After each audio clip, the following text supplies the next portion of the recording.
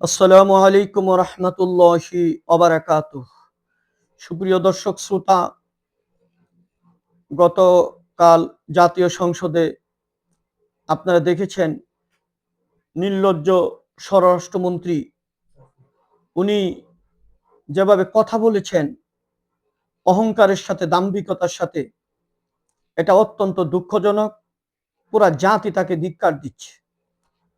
বাংলাদেশ জামাত ইসলামীর আমির, মানবিক নেতা ডক্টর শফিকুর রহমান সাহেব জুলাই সনদ নিয়ে যখন বক্তব্য রেখেছেন সংসদে, উনি বলেছেন আবেগ দিয়ে দেশ চলে না, জুলাই সনদ একটা আবেগ।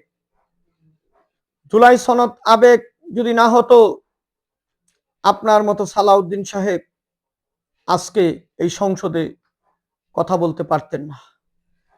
আপনি ভারতেই থাকতে হতো।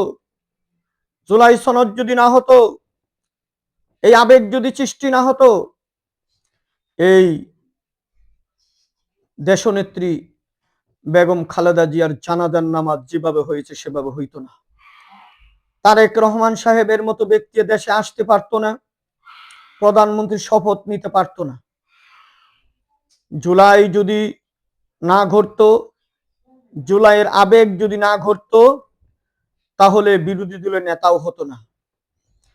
এই জাতি মুক্তি পেত না। জুলাই কে আপনারা আবেগের কথা বলেন, এই আবেগ আমাদেরকে বিবেকে পরিণত করেছে।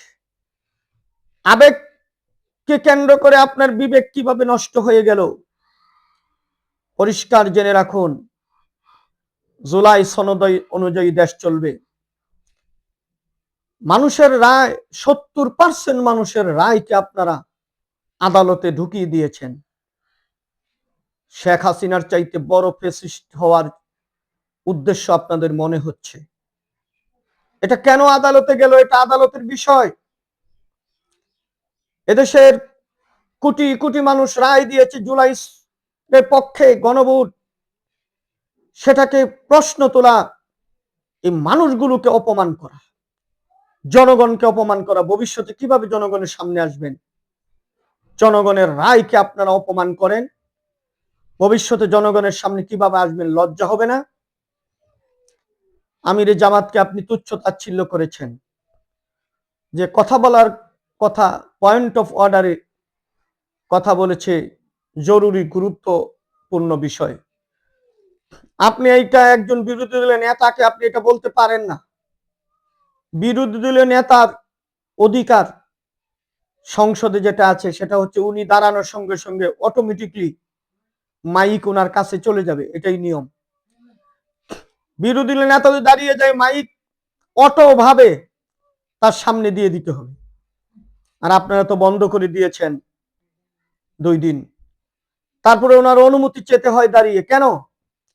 উনি যে কোনো সময় যে কোনো বিষয় বিরোধী দলীয় নেতা বলতে পারে, তার অধিকার আছে।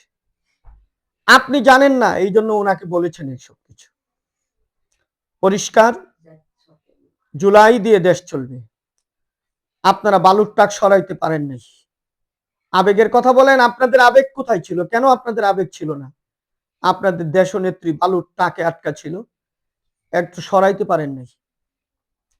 তারপরে লক্ষ লক্ষ মানুষের সমাবেশ, 2 মিনিটে আপনারা পালিয়ে গেছেন, কর্মসূচি ঘোষণা করতে পারেন নাই।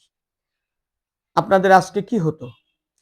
সুতরাং বারবার আপনি আর একবার এই কথা বলেছেন যে জুলাই একটা আবেগ। আবেগই বিবেকে পরিণত হয়েছে। আবেগ এখন বিবেক নিয়ে কাজ করবে। আপনাদের সংবিধান সংস্কারের বৈঠক না ডাকেন, এমন আন্দোলন দেশে হবে, আপনারা তো পালানোর জায়গা নাই। ভারতকে যতই বাবা বাবা করেন, আপনাদেরকে জায়গা দিবে না, আশ্রয় দিবে না। আর লন্ডনে সবাই যেতেও পারবেন না। আপনার তারেক রহমান সব চলে যাবে। আপনারা ওই পাখা ধরে ধরে ঝুলে ঝুলে আফগানিস্তানের মতো যেতে হবে। সুতরাং এগুলো বন্ধ করুন। জুলাইকে সম্মান করুন। জুলাইয়ে 1 সাগর রক্তের বিনিময়ে জুলাই প্রতিষ্ঠিত হয়েছে। এক সাগর রক্তের বিনিময়ে দেশকে মুক্ত করা হয়েছে, বেগম খালেদা জিয়াকে মুক্ত করা হয়েছে, লুৎফুজ্জামান বাবর আপনার দলের ফাঁসির আসামি মুক্ত করা হয়েছে, যাবজ্জীবন কারাদণ্ডের আসামি তারেক রহমান মুক্ত হয়েছে। সুতরাং এটা বলে বাবার টাকায় বড় হয়ে বাবাকে অস্বীকার করা, নিজের জন্মদাতা পিতাকে অস্বীকার করার শামিল হচ্ছে জুলাইকে অস্বীকার করা।